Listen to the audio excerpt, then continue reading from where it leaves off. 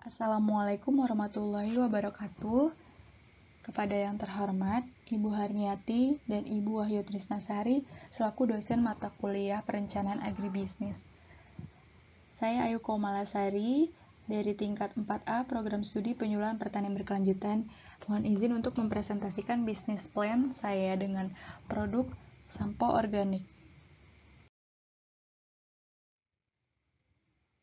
Berikut ini merupakan profil perusahaan, di mana nama perusahaan ini yaitu Icos Beauty Studio.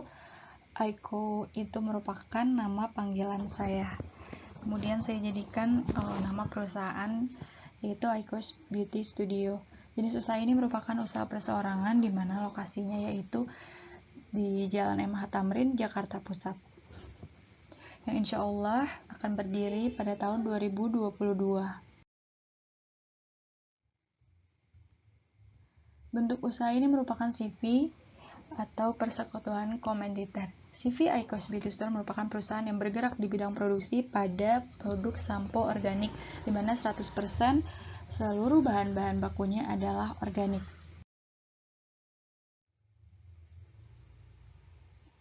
Struktur organisasinya dipimpin oleh direktur atau owner, kemudian ada kepala bagian produksi, kepala bagian pemasaran, dan kepala bagian keuangan. Berikut ini merupakan visi dan misi.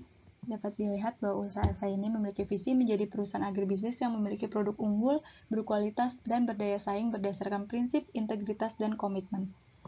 Serta disertai misi berikut ini. Status hukum dalam usaha ini yaitu telah memiliki atau akan memiliki perizinan usaha secara legal, di mana surat-surat perizinan ini berupa SKDU, SITU, SIUP, NPWP, dan TDP. Tidak hanya itu, beserta sertifikat organik vegan dan BPOM. Yang melatar belakangi usaha ini yaitu menurut berbagai riset dan penelitian itu menyatakan bahwa sediaan rambut untuk mengatasi berbagai masalah itu ketersediaan sudah sangat jarang karena tidak tersedianya bahan-bahan baku yang tepat sasaran untuk menutrisi rambut, sehingga sebetulnya masih belum cukup untuk mengatasi permasalahan tersebut, masih dianggap kurang cukup. Nah, kemudian masalah lainnya yaitu rambut yang berketombe hingga kini masih merupakan gangguan yang dapat menghambat kenyamanan dalam beraktivitas. Oleh karena itu, berbagai penelitian juga memaparkan bahwa banyak sekali jenis tanaman herbal untuk menyuburkan pertumbuhan rambut. Jadi diketahui bahwa tanaman herbal ini dapat mengatasi masalah-masalah rambut, sehingga usaha ini cocok sekali sebagai solusi untuk mengatasi permasalahan dan kendala yang ada di Indonesia khususnya. Ini ada aspek pasar, di mana perkembangan pasar itu diawali pada produk shampoo Dimension pada tahun 80-an dan diikuti dengan produk-produk lainnya. Hingga pada awal tahun 2016, sampo organik itu semakin banyak dikenal. Tahun-tahun sebelumnya mungkin memang sudah banyak dikenal, tetapi semakin banyak dikenal itu pada tahun tersebut. Dan pangsa pasar dalam usaha saya ini yaitu kebutuhan pasar sampo organik yaitu mencapai 40%, dan usaha saya ini akan memenuhi kebutuhan pangsa pasarnya sebanyak 15%. Strategi pemasaran yaitu ada STP, segmentasi pasar, targeting, dan positioning. Segmentasi pasar ini secara geografis terletak di Jakarta Pusat karena lokasinya strategis dan dapat menjangkau para konsumen. Secara demografis yaitu targetnya atau segmennya itu yaitu kalangan menengah hingga atas. Untuk psikografis yaitu masyarakat yang hidup sehat, di mana mereka mengkonsumsi makanan sehat, mengkonsumsi kosmetik yang organik, serta semua kebutuhan-kebutuhan yang dikonsumsi yang diperoleh dari bahan-bahan organik. Targeting usaha dalam strategi pemasaran ini yaitu kalangan menengah atas dan masyarakat hingga ke supermarket dan beauty shop. Saya menempatkan produk saya ini yaitu 100% bahan organik herbal ini terkandung dalam sampo organik yang saya produksi ini. Kemudian mengandung essential oil herbal dan preservatif alami atau ini merupakan pengawet dari ekstrak tumbuh-tumbuhan. Selain itu sudah BPOM dan memiliki sertifikat organik vegan. Kemudian ada marketing mix, di mana produknya ini saya tempatkan strategi itu karena bahan organik sudah pasti 100% bahan alami dan disertai sertifikat. Kemudian untuk tempat yang cukup strategis yaitu di Jakarta Pusat sehingga dapat menjangkau para konsumen. Kemudian untuk harga dalam strategi ini yaitu banyak sekali varian kemasan atau volumenya karena disesuaikan oleh kebutuhan para konsumen, seperti para traveler yang ingin praktis membawa alat mandinya, salah satunya ini sampo. Jadi saya menciptakan travel kit dengan harga 30.000, komposisinya itu 50 ml, diikuti dengan komposisi ekonomis dan large. Promosinya itu berupa personal selling melalui media sosial, pameran atau bazar. Kemudian ini ada saluran pemasaran di mana ada 3 produk saya ini bisa langsung ke supplier, kemudian langsung ke pedagang besar, lalu langsung ke tangan konsumen.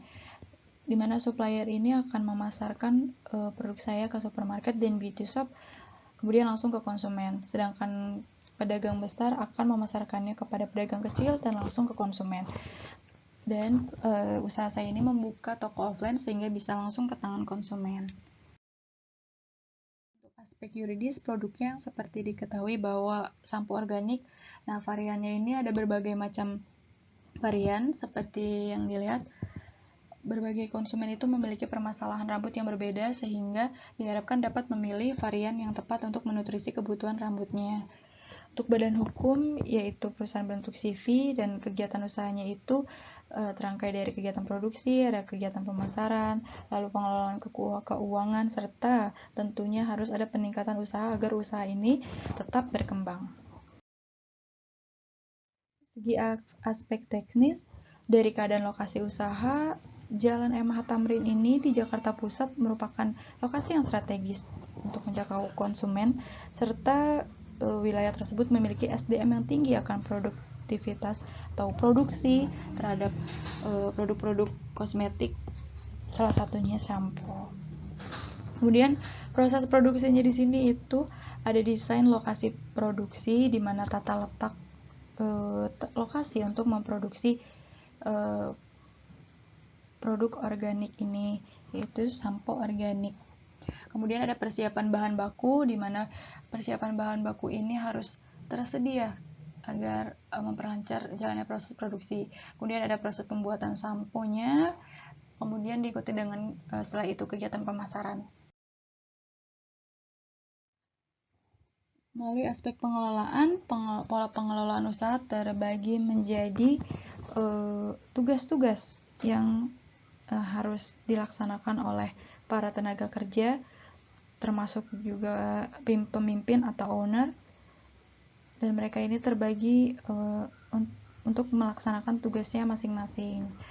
Nah, dalam aspek pengelolaan ini dilakukan analisis kebutuhan tenaga kerja melalui berapa standar time dan output yang kita butuhkan, serta standar waktu kerja dalam sehari. Nah, setelah diperhitungkan pada usaha ini, yaitu membutuhkan 2 tenaga kerja karena mengingat dalam jumlah produksinya tidak terlalu tinggi sehingga hanya membutuhkan 2 tenaga kerja, di mana saya mengambil ini dibulatkan menjadi 3 tenaga kerja karena 1 penambahannya untuk kegiatan pemasaran. Ini merupakan dampak atau dari segi aspek sosial dan lingkungan memiliki dampak terhadap masyarakat dan lingkungan. Berikut ini merupakan dampak-dampaknya dapat dilihat.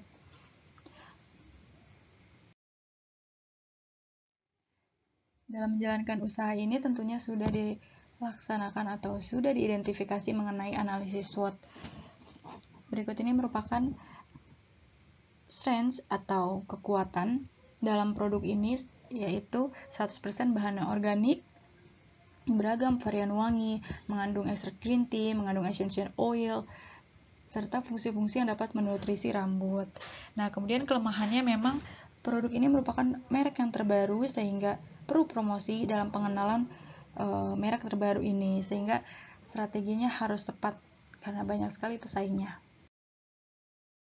Dan ini analisis SWOT yang berikutnya, bagaimana kita mengetahui peluang apa yang bisa kita ambil serta ancaman apa saja. Nah, SWOT ini disusun untuk menyusun strategi bagaimana kita memasarkan dan menempatkan produk kita agar dapat terlihat oleh konsumen. Nah, ternyata setelah dilakukan analisis, penempatan produk ini terdapat di kuadran 1, di mana strateginya itu artinya dalam kuadran 1 ini harus menggunakan strategi agresif dengan memanfaatkan kekuatan internal untuk mendapatkan keuntungan atau peningkatan dari peluang-peluang yang ada. Nah, untuk aspek finansial, sini sudah saya susun perhitungan melalui Excel, dan ini yang sudah saya dapatkan.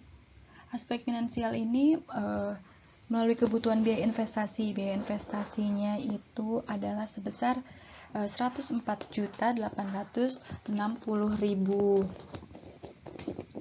Itu untuk investasinya. Kemudian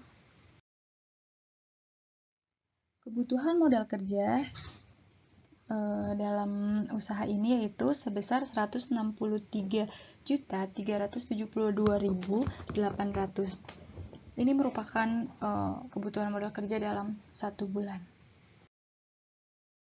Kemudian sumber pendanaan yang saya peroleh dari modal investasi, ada juga modal kerja. Nah, dari masing-masing ini, ya untuk modal investasi khususnya, terdapat modal sendiri dan terdapat modal pinjaman, di mana saya meminjam melalui Bank BRI.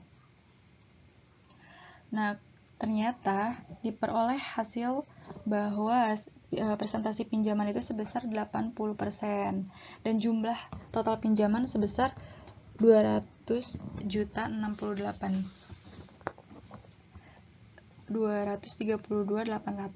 dapat dilihat pada tabel berikut. Kemudian pada aspek finansial berikutnya yaitu pelunasan kredit. Nah, karena saya meminjam uang kepada bank, pelunasan kredit ini selama 5 tahun dicicil, sudah terdaftar bunganya beserta bunga, sehingga diperoleh total sebagai berikut.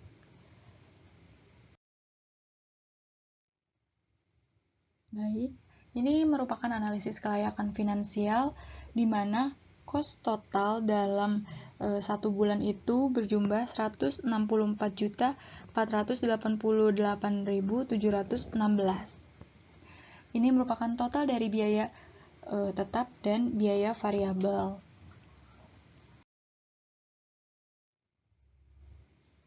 Dalam usaha ini saya memperoleh penerimaan dalam 1 bulan itu memproduksi sebanyak 1.440 botol itu per bulan.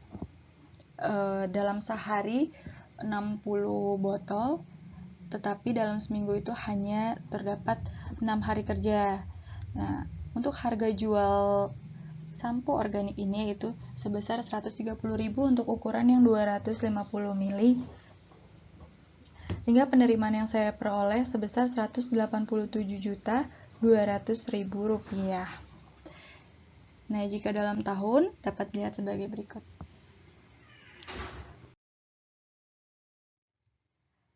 Nah, untuk pendapatan atau laba, ini sudah tertera rumusnya di dalam layar. Penerimaan yang sudah saya sebutkan sebelumnya, diperoleh laba per bulan sebesar 22.711.283. Nah, angka tersebut merupakan laba dalam 1 bulannya. Diperoleh rasio per cost, di mana ini untuk menentukan bagaimana keuntungan yang diperoleh, apakah usaha ini layak atau tidak dari segi keuntungan, apakah nilainya lebih dari 1 atau tidak. Ternyata hasilnya adalah 1,14. Maka usaha produksi ini memperoleh keuntungan atau dinyatakan layak, sehingga setiap mengeluarkan modal Rp1 akan memperoleh pengembalian sebesar 1,14. Nah, untuk periode pengembalian atau payback period, untuk mengembalikan investasi itu ternyata tercapai setelah 1 tahun. Nah, usaha ini akan mencapai periode pengembalian atau titik pulang modal dalam waktu 1 tahun. Itu 1 tahun lebih dapat dikatakan 1 tahun 7,54 bulan. Nah, usaha ini dalam payback period ini layak karena umurnya kurang dari 5 tahun.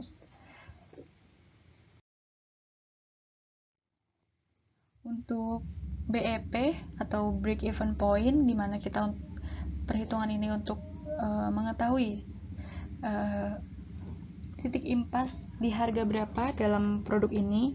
Nah, ternyata setelah dihitung untuk usaha ini, usaha akan mendapatkan titik impas pada saat penjualan mencapai 8 juta sekian. Nah, atau dapat dikatakan kita untuk mengetahui harga di mana titik impasnya itu ternyata diperoleh dengan harga 114.228. Kondisi ini merupakan titik impas di mana usaha tidak mengalami keuntungan atau kerugian jika saya menjualnya dengan harga 114.228. Kemudian lain halnya dengan produksi. Titik impas pada produksi ini yaitu ketika saya memproduksi 1265 botol, maka saya sudah mencapai titik impas, tidak untung dan tidak rugi, sehingga usaha saya ini harus minimal harus mencapai produksi 1265 botol. Ini untuk arus kasnya dapat dilihat arus kas bersih, kas awal, dan kas akhir selama 5 tahun. Kemudian analisis NPV beserta yang lainnya sudah dihitung. Ternyata jika dilihat di sini untuk nilai DF dengan bunga per tahun di Bank BRI sebesar 7%, diperoleh DF yang pertama dan DF yang kedua. DF yang kedua mencapai 664 untuk mencapai di titik negatif.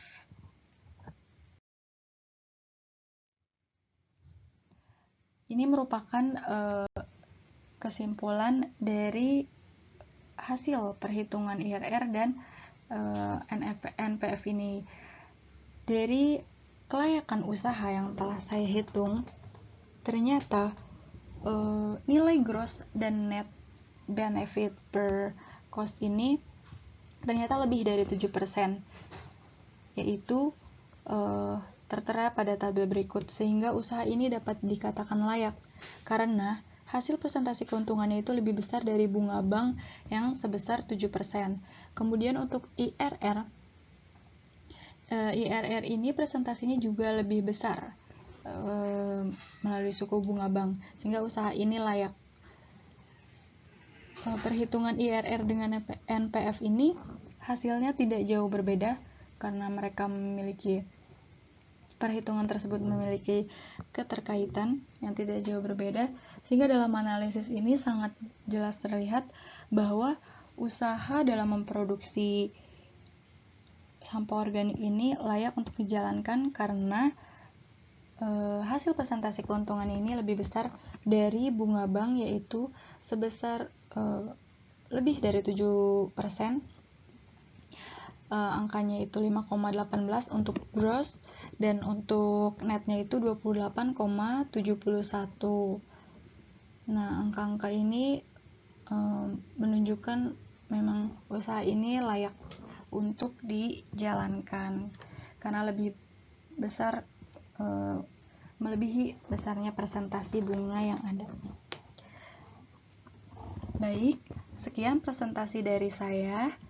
Mohon maaf apabila ada kesalahan dan terlalu panjang. Terima kasih atas perhatiannya, Ibu. Wassalamualaikum warahmatullahi wabarakatuh.